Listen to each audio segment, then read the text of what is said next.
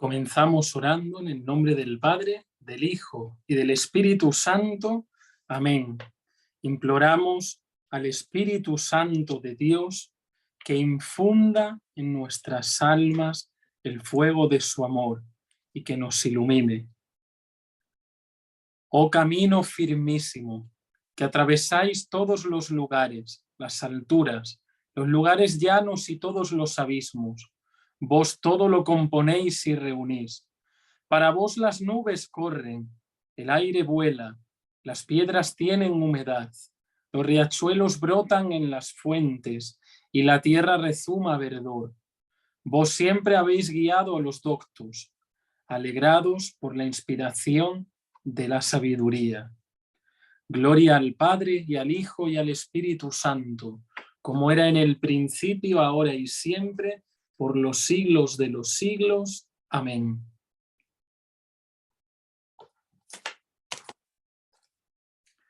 Tras la sesión anterior, que descubríamos los orígenes de una de estas grandes escuelas teológicas, como fue la escuela de Alejandría, y tras haber visto la figura de Orígenes de Alejandría y de Clemente de Alejandría, hoy nos adentramos en el otro lado del imperio. Si antes estábamos en Oriente, ahora vamos a Occidente. Vamos a ver los escritores occidentales del siglo III. Recordamos hoy en la última sesión, hoy en la última clase que tendremos sobre la primera teología de los padres de la Iglesia hasta el Concilio de Nicea. Ya nos aproximamos al año 325. Nosotros estudiábamos esta primera parte de la patrística, desde los orígenes hasta el Concilio de Nicea, que marcó un antes y un después, en el año 325, formulando dogmáticamente lo que ya se creía también desde los padres apostólicos, la divinidad del mismo Cristo. Por lo tanto, hoy vamos a adentrarnos en estos escritores de Occidente en el siglo III. Vamos a ello.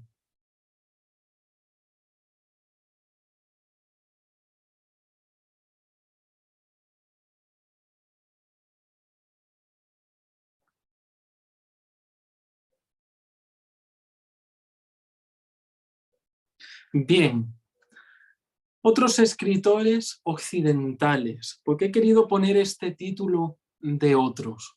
Pues brevemente lo entenderemos, porque ya nos hemos adentrado en algunos pensadores de los primeros siglos, que si bien los habíamos estudiado dentro de alguna categoría como puede ser la de padres apostólicos o la de los apologetas también latino, que habíamos visto por ejemplo a Minucio Félix, hoy nos adentramos en los principales ya del siglo III, Cipriano de Cartago, Hipólito de Roma y Tertuliano. Y lo de otros viene, decíamos, por estos anteriores que hemos estudiado. Aquí tenemos los padres de la zona occidental del Imperio Romano.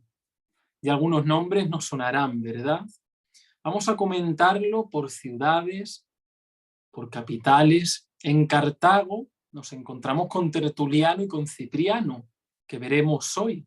Tertuliano nacido en el año 150, 160, hasta el 200. Y Cipriano, que viene a continuación también en Cartago, del 210 al 258. Hipona, la gran ciudad de Hipona, tendrá el honor de ser la ciudad por excelencia de San Agustín de Hipona, le decimos, ¿verdad? No entra dentro de nuestro estudio, puesto que en el año, él nace en el 354 hasta el 430, ya es mucho posterior del Concilio de Nicea, del año 325. La ciudad de Lyon, ya nos tiene que sonar. Hemos estudiado a San Ireneo, que aunque nacido en el año 130-140, vivió hasta el 202 en esta gran ciudad. Decíamos que Ireneo era sobre todo el padre más luchador por la unidad de la verdad de la fe, el que combatió casi todas las grandes herejías de aquel momento. En Milán nos encontramos con el maestro de San Agustín, porque si San Agustín fue obispo de Hipona, antes tuvo su conversión, todo por lo que pasó, las distintas sectas, las distintas escuelas por las que atravesó, hasta llegar al cristianismo. Esto fue posible gracias al gran San Ambrosio de Milán, del año 339 al 397. O en Poitiers, más hacia el norte, que nos encontramos a otro gran padre y columna de la iglesia, San Hilario, del 315 al 367. Luego Rávena con Pedro Crisólogo, ya mucho posterior, 380-458. Y en Roma nos encontramos muchos, ¿verdad? Y muchos nombres también conocidos. Clemente de Roma, que decíamos que escribió la carta a los Corintios, la primera carta de Clemente a los Corintios, buscando la unidad de la iglesia. El primer papa, bueno, el primer papa, no el primero, que sabemos que este era Pedro, pero sí el primero que nos ha llegado un escrito tan importante en el que vemos ya la autoridad del romano pontífice. El pastor de Hermas, que decíamos que se dirigía a su hermano el Papa Pío, ¿verdad? En el siglo II, pidiendo la reconciliación. Justino, que habíamos estudiado con los apologetas, San Justino, el que formuló la doctrina del Logos, que os remito a las clases que están subidas a la plataforma YouTube. Hipólito, que veremos hoy, del año 170 al 235. Jerónimo, un gran traductor, un gran biblista, podemos decir con categoría de hoy día, del año 347 al 420. Y aprovecho que estamos ahora viendo Jerónimo para insistir en la historia del arte. Se ha representado las grandes figuras de los padres de la Iglesia. En muchos grandes retablos del barroco, sobre todo, encontramos en las mismas columnas a estos padres. En un lado, los de Oriente, y en otro lado, los de Occidente. Pues bien, los 4 grandes padres de la Iglesia occidental que más aportaron a la Iglesia son San Jerónimo, que hacemos alusión ahora mismo, San Ambrosio de Milán, San Hilario de Poitiers, San Agustín de Hipona. Estos 4, aunque a veces es verdad que más que San Hilario se le representa también a Gregorio Magno, este otro papa. Bueno, encontramos ahí los papas León Magno y Gregorio Magno también en Roma.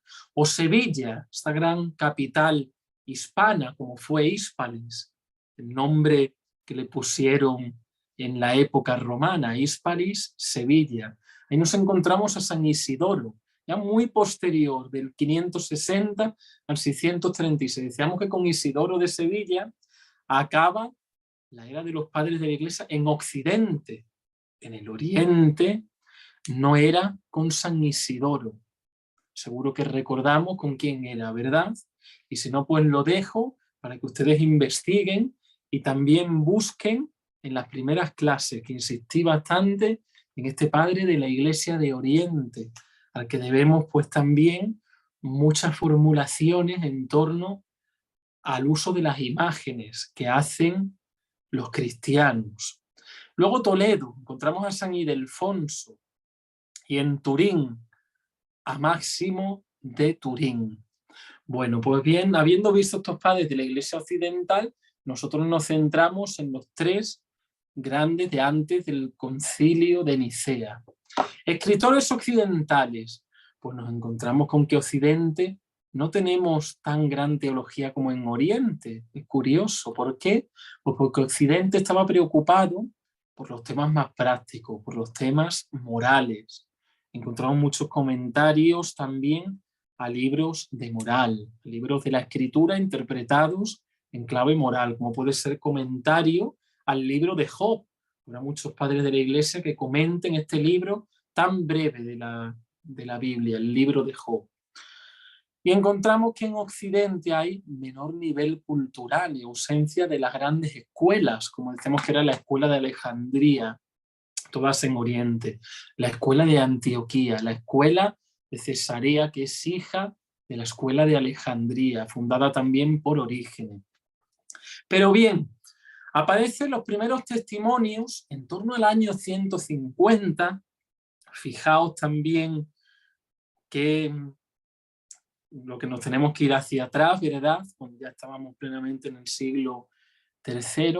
En torno al año 150 comienza a verse en el norte de África los primeros testimonios en latín, ya no en griego. Casi todas las grandes obras que hemos visto con los padres apostólicos, por poner un ejemplo, están su original en griego o traducidas al griego. Algunas también, en algunos casos, encontramos en siriaco. Pero ya vemos que comienza a normalizarse el uso del latín, hasta predominar en el siglo III. En el siglo III, ya en el norte de África, no escriben o no nos llegan escritos en griego, sino en latín. Por eso vemos que la Biblia que habíamos comentado el otro día también, que se da en Alejandría, la Biblia de los 70, que utilizan sobre todo los alejandrinos, la Biblia llamada de los 70, escrita en griego, vemos que empieza a emplearse la Vetus Latina, la Biblia en latín. La Vetus Latina será la anterior a la Vulgata Latina, la llamada Biblia Vulgata, que escribe San Jerónimo, que hemos mencionado también con anterioridad. Pues bien, hoy nos vamos a detener en dos ciudades, en Cartago y en Roma. En Roma aparecen figuras como Minucio Félix, que ya habíamos hablado un poco del Novaciano, que habíamos hablado un poco de él también con la herejía de los seguidores de Novaciano, e Hipólito de Roma. Y en Cartago, Tertuliano y San Cipriano de Cartago, pero también los apologistas Sarnovio y Lactancio, que tanto habló de la justicia divina. Pues bien, Roma y Cartago. En un primer lugar nos acercamos a Cartago. Aparece la figura de Tertuliano, no es padre de la Iglesia, sino escritor eclesiástico. Ahora lo entenderán por qué no es padre de la Iglesia, ya que tenemos esas cuatro categorías de quién es un padre de la Iglesia: ortodoxia en la doctrina, santidad de vida, antigüedad y reconocimiento. Dijimos en la primera clase, ¿recordáis? Pues ahora vamos a hacer un ejercicio práctico de por qué Tertuliano no es padre de la Iglesia, sino escritor eclesiástico. Tertuliano nació en Cartago en torno al año 155 y nació en una familia pagana, que era la costumbre de muchos de estos escritores o padres. Se hizo abogado nada más y nada menos que en Roma, y convertido en el 193 se instalaría en Cartago. ¿Veis? Hay un movimiento de entre Cartago y Roma, unos estudian en otro lado, vuelven, hay contacto. Se dedicó a defender la fe y por sus posiciones rigoristas llevó a cabo un gran rigorismo del tema de la reconciliación, que no se podía reconciliar a cualquiera. Derivó en la herejía de Montano, en el montanismo, y rompió con la Iglesia en el año 213.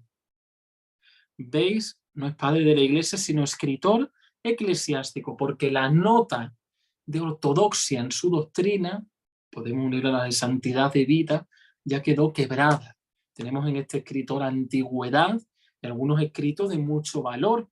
Remito a las catequesis de Benedicto XVI sobre Tertuliano.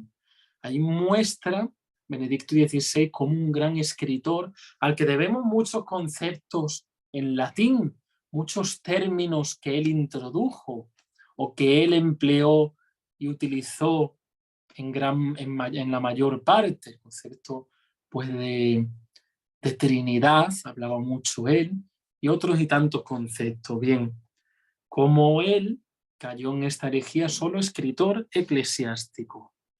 Bien, sus doctrinas, pues encontramos una gran oposición a la filosofía. Dirá Tertuliano que no es posible unir la fe y la razón.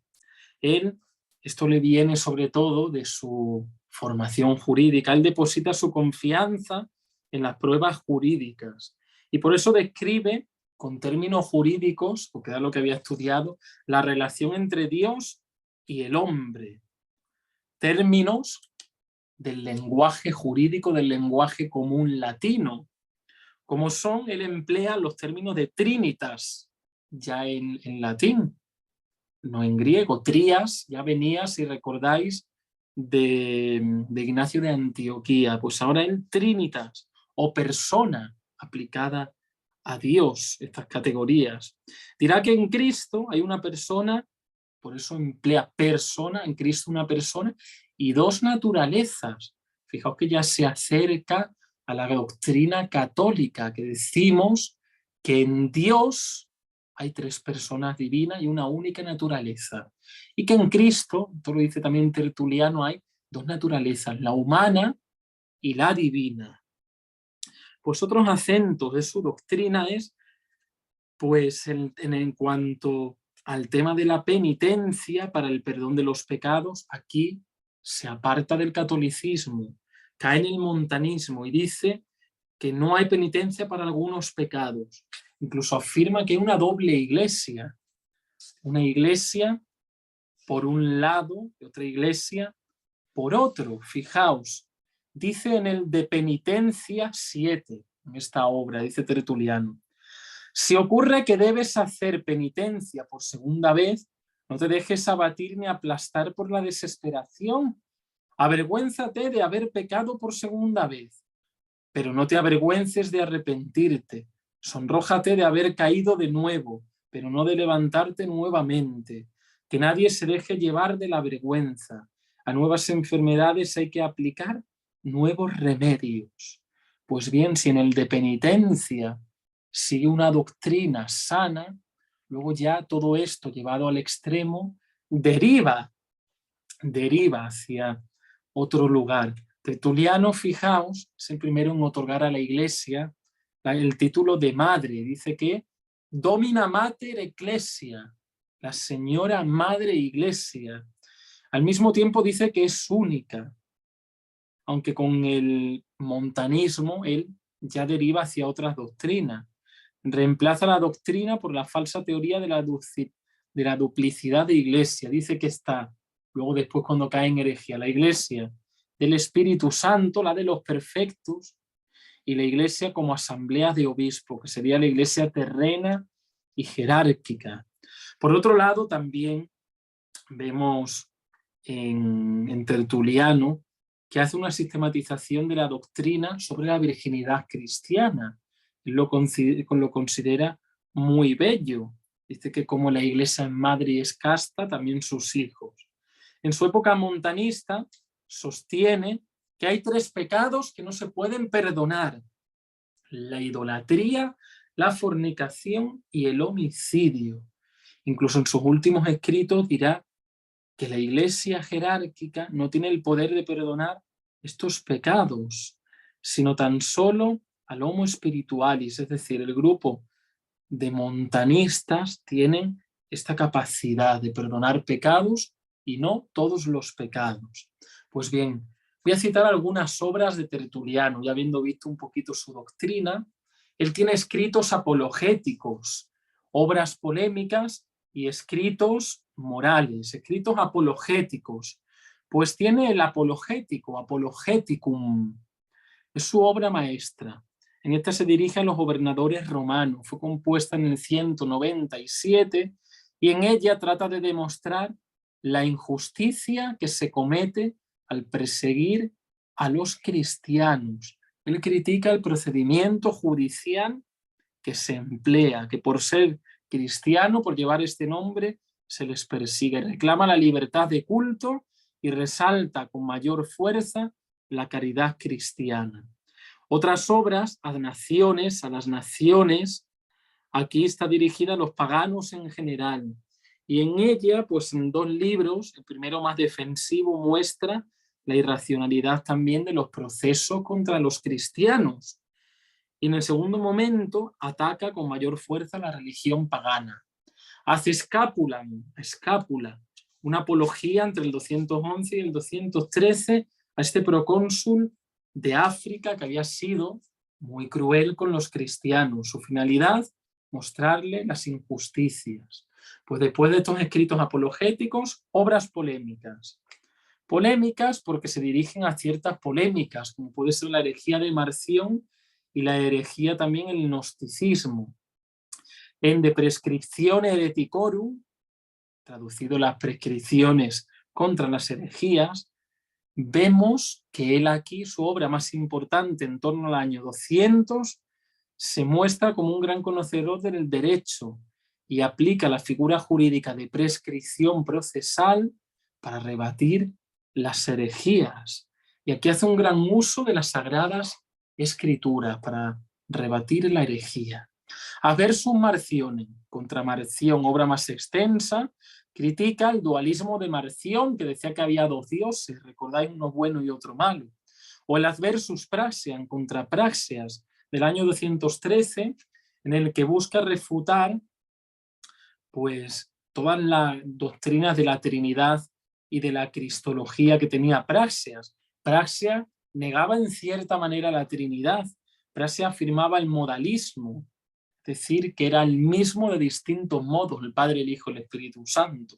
O el de ánima, sobre el ánima, donde él considera que el alma está creada a imagen de Dios, libre e inmortal. Dirá, bien, y obras morales y ascéticas, Ad Mártiras, a los mártires del año 202, y de fuga en persecuciones, sobre la huida de la persecución en el año 213. Vemos aquí una exhortación a un grupo de cristianos a afrontar el martirio con coraje y audacia. De Spectaculi, sobre los espectáculos, a Zuxoren, a mi esposa, en el que da pues distintos consejos. De penitencia, sobre la penitencia. Bien, estas son las distintas obras de Tertuliano, muchas. Podríamos haber centrado el curso solo en los escritores occidentales, en estos tres. Por eso no vamos a perder mucho tiempo, porque no nos daría tiempo en una sola sesión. Y nos encontramos con Cipriano de Cartago. Para que lo ubiquen bien, he querido poner aquí el mapa.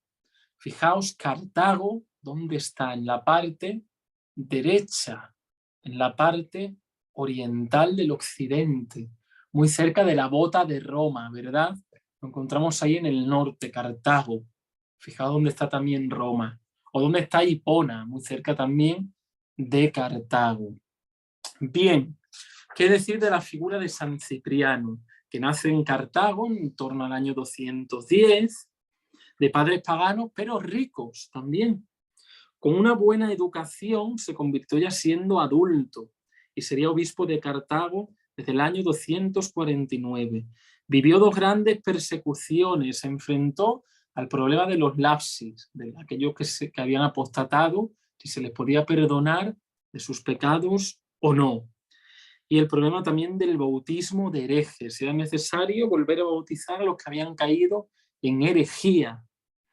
La Iglesia siempre ha sostenido aquí que no, porque el que se bautiza en el nombre de la Trinidad, aunque estuviese en una herejía, aunque fuese bautizado en una herejía, al bautizar en el nombre del Padre, del Hijo y del Espíritu Santo, es válido. Se dedicó a renovar la vida espiritual de su diócesis, siendo obispo. Esto lo veremos en sus obras. Y en cuanto a su final, murió mártir en el 258. Él será el gran padre que hable de la Iglesia. Tiene unas grandes obras dedicadas a la eclesiología. Dirá que la Iglesia es el único camino posible de salvación. Todas las herejías que están en torno a Cartago dirá que no, solo la Iglesia católica. Eso lo dirá en su obra de Ecclesiae Unitate, sobre la unidad de la Iglesia. Para garantizar esta unidad dice que Cristo le ha dado a su Iglesia el primado. Por eso su doctrina sobre los sacramentos ya será muy desarrollada, porque estos sacramentos se dan en la Iglesia. Y luego su disciplina sobre los lapsis pasó a ser la de casi toda la Iglesia. Cambió un poco también de parecer. Bien, en cuanto a los aspectos de su doctrina, dicen de Ecclesiae Unitate: todo el que se separa de la Iglesia se une a la adúltera, queda separado de las promesas hechas a la Iglesia. Luego no hay salvación para aquellos que se van, que habiendo conocido a la Iglesia católica y estando en ella, se van. No llegará a conseguir los premios de Cristo el que abandona la Iglesia de Cristo, dice.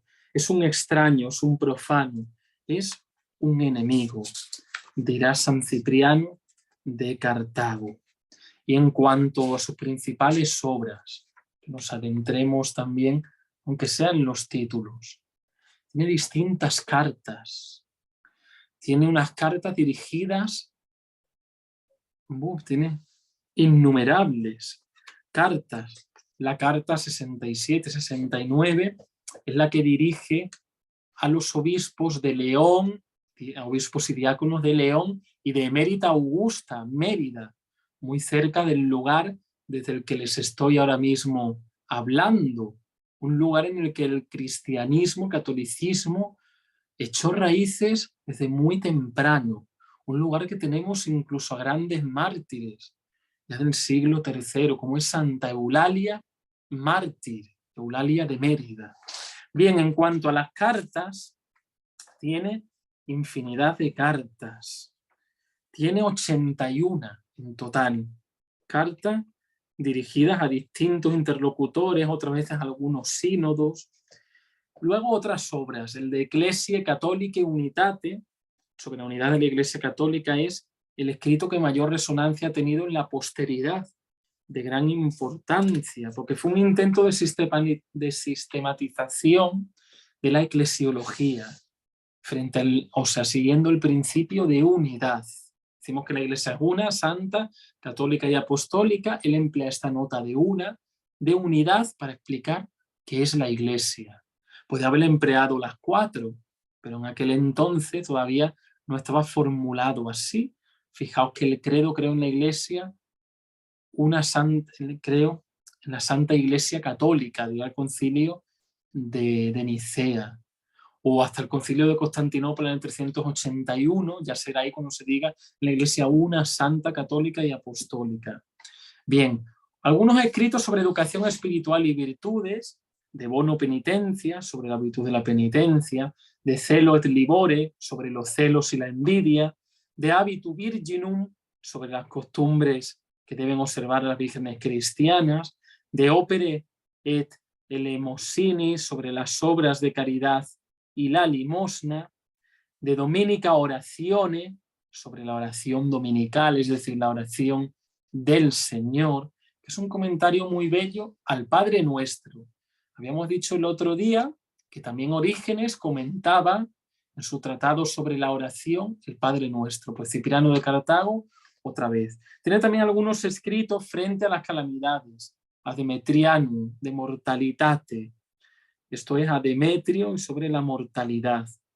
Incluso tiene una obra que llama Sobre la peste, que habla sobre las pandemias de su época.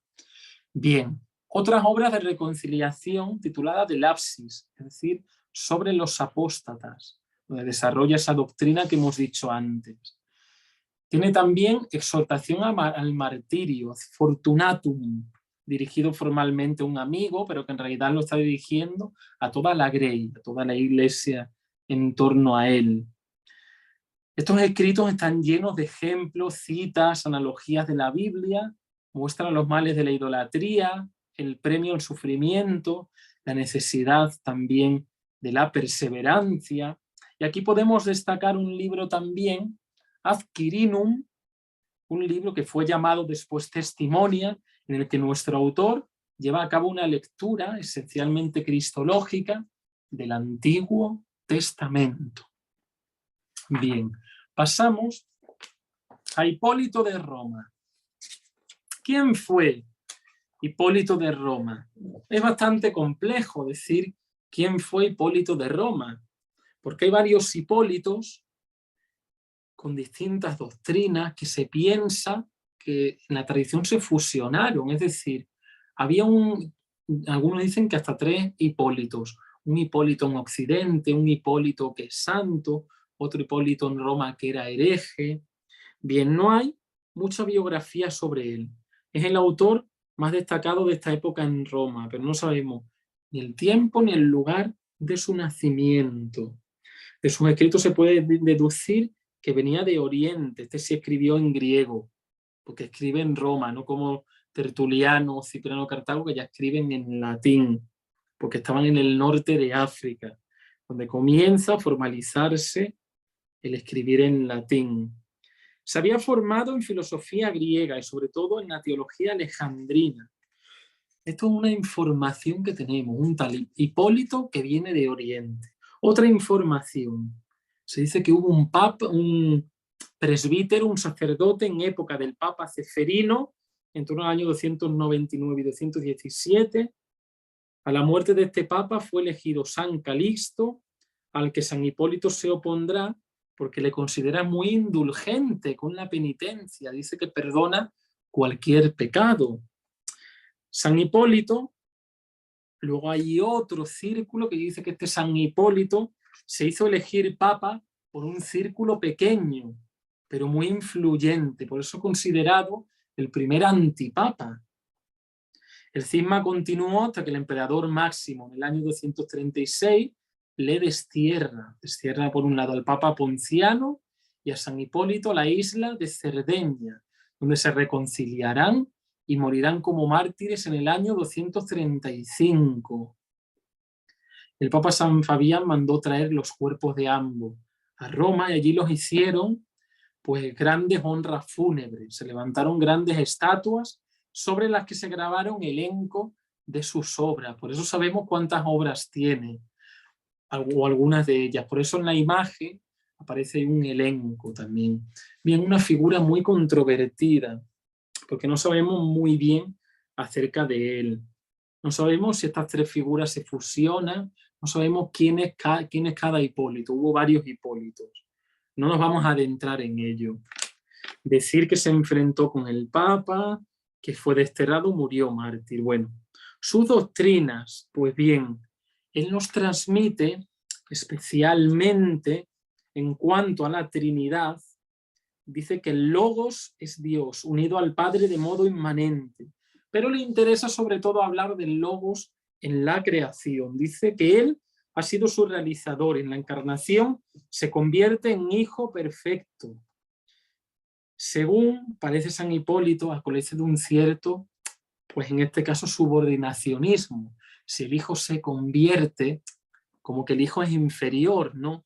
Cae un poco en algo similar a lo que decíamos el otro día con Orígenes. Pues bien, dice que el padre es el que manda y el hijo el que obedece. Desarrolla esto tanto que parece que el hijo pues no tiene poder nada más que obedecer y demás. No consiguió una fórmula perfecta para emplear el dogma de la Trinidad. Por eso se le presenta a veces como subordinacionista y otras veces como deísta, que parece que hay dos dioses, el Padre y el Hijo. ¿Veis? Se intenta formular la doctrina de la Trinidad. Como San Ireneo, pues también hablará de que la encarnación es la recapitulación de todas las cosas en Cristo. Y a él le debemos también pues un gran testimonio de la liturgia. Bien, solamente vamos a comentar dos obras. La Traditio Apostólica. ¿Qué es la Traditio Apostólica? La obra que mayor interés ha despertado después de la Didache. La Didache se nos hablaba de la liturgia. No sé si recuerdan de cómo bendecir el pan, cómo bendecir el vino y demás. Pues después de la Didache está la Traditio Apostólica de mayor importancia, porque es la fuente litúrgica más antigua y más importante. Debió ser redactada en torno al año 215 en Roma, y en esta obra se recoge especialmente el rito de ordenación de un obispo, de un presbítero y de un diácono. Las oraciones de la Eucaristía, como es la plegaria segunda que rescató el Concilio Vaticano II. Esa plegaria que a veces los sacerdotes parece que no hay otra plegaria, solo utilizan esa y nos privan de toda esa riqueza y de todos esos acentos que contempla el misal. La plegaria segunda es la plegaria que tras el santo dice: santo eres en verdad, Señor, fuente de toda santidad, te pedimos que santifiques estos dones para que se conviertan en el cuerpo y la sangre de nuestro Señor Jesucristo. La plegaria que se emplea sobre todo, voy a tomarla para poder leerla mejor, la plegaria más breve, de muchos sacerdotes que parece que tienen prisa al celebrar la Eucaristía, parece que hay más cosas, más reuniones, parece que la Eucaristía no es el centro y lo más importante, que buscamos quitar pues tiempo, cuanto más breve mejor. Emplean mucho la plegaria segunda, no digo que no deba usarse, yo la empleo, pero que el motivo no sea que es más breve. Entonces recortamos tiempo a Dios. Pues esta plegaria está inspirada en las oraciones de la tradición apostólica de Hipólito. Santo eres en verdad, Señor, fuente de toda santidad. Por eso te pedimos que santifiques estos dones con la efusión de tu Espíritu, que se conviertan en el cuerpo y la sangre de nuestro Señor Jesucristo. Es la plegaria más breve. Ya después del santo, directamente la consagración, de manera directa. Pues esto, fruto del Vaticano II, podemos volver a esa tradición, porque el Vaticano II rescató una plegaria antiquísima, la plegaria eucarística segunda. Si no distinguen bien las plegarias, hagan el ejercicio de buscar en internet las diferencias entre la plegaria eucarística 1, la 2, la 3 y la 4. La 1, que ha sido la que se ha empleado siempre en la Iglesia. La 2, la de Hipólito. La 3, un conjunto de oraciones, sensibilidades, tanto de las Galias como de Hispania. Y la 4, oriental, inspirada en San Basilio. Pues bien, la tradición apostólica también aparece cómo organizar el catecumenado de los que van a iniciarse en la fe. Aparece también la administración de los sacramentos de la iniciación cristiana y se hace también mención de algunas prácticas ascéticas como pueden ser los ayunos, los ágapes que compartían la comida, los tiempos de oración y la otra obra de Hipólito, Filosofúmena, la refutación de todas las herejías. Hipólito presenta aquí un breve manual de carácter filosófico. Los primeros libros los dedica a presentar las doctrinas de distintos filósofos griegos y luego después prueba cómo todas las herejías han tenido su origen en las filosofías de los paganos, en la astrología y no en la Sagrada Escritura, dirá. Es decir, en vez de ir como fuente a la revelación, los paganos, los herejes han ido a la filosofía directamente, no a la escritura, o han ido a la superstición, no a la escritura, a la astrología.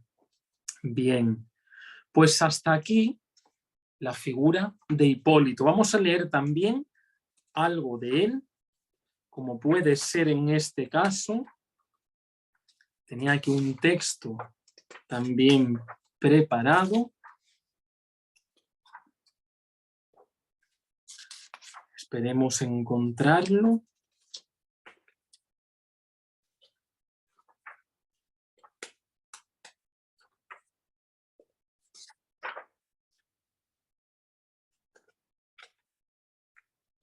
Aquí no es un texto propiamente de Hipólito, sino voy a leer la audiencia general del Papa Benedicto XVI del año 2009. Dice así, fijaos para que veamos qué gran repercusión. Dice así.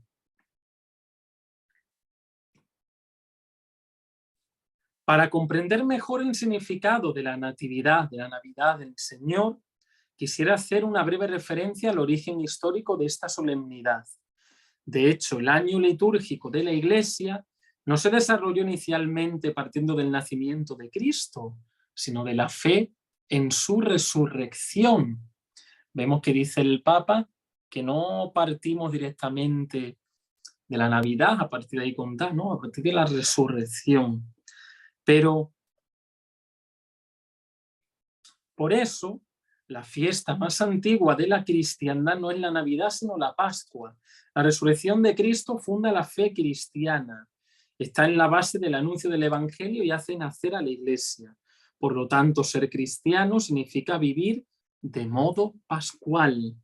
implicándonos en el dinamismo originado por el bautismo, que lleva a morir el pecado para vivir con Dios. El primero que afirmó con claridad que Jesús nació el 25 de diciembre fue Hipólito de Roma, en su comentario al libro del profeta Daniel. Tiene muchos más libros. Hipólito, hemos comentado esas dos obras más singulares, pero también comentó muchos libros de la Escritura. Dice el Papa Benedicto que el primero en afirmar que el 25 de diciembre nació Cristo fue Hipólito. Comentario al libro de Daniel del año 204. Algún exégeta observa además que ese día se celebraba la fiesta de la dedicación del Templo de Jerusalén, instituida por Judas Macabeo en el 164 a.C. La coincidencia de fechas significaría entonces que con Jesús, aparecido como luz de Dios en la noche, se realiza verdaderamente la consagración del templo, el adviento de Dios en esta tierra. Qué gran belleza, ¿verdad? Si el día 25 se celebraba la consagración del templo, qué mayor templo que toda la creación. Cuando entra Jesús en el mayor templo, que es toda la humanidad, fijaos que en el Génesis el templo es toda la creación, se va haciendo cada día una cosa y el último día, que es para alabar a Dios, Dios lo alaba en la creación. Ese día de alabanza a Dios, la creación, es cuando Cristo nace, 25 de diciembre, la gran luz en la noche, el adviento de Dios, la espera de Dios en la tierra. Bien, pues hasta aquí nuestra sesión de hoy. Espero que les haya servido para gustar un poco más de estos escritores occidentales y para buscarse a partir de ahora pues un libro que leer de los padres de la Iglesia, algún tratado, alguna obra de ellos, ya con las categorías que tenemos. Bien, muchas gracias a todos por haber participado de este curso de patrística, el primero que yo daba, también he de decirlo. El primer curso, por eso pido disculpas si en algún momento no he sabido ser lo suficientemente pedagógico o si en algún momento no he sabido estar a la altura. Sé que estamos muy interesados en adquirir los materiales, aunque es cierto que como se sube todo en YouTube, ahí lo tienen, pero cuando tenga ya todo el material elaborado, les reenviarán ese material. Muchas gracias a todos y pasamos ahora a las preguntas. Padre, perdón,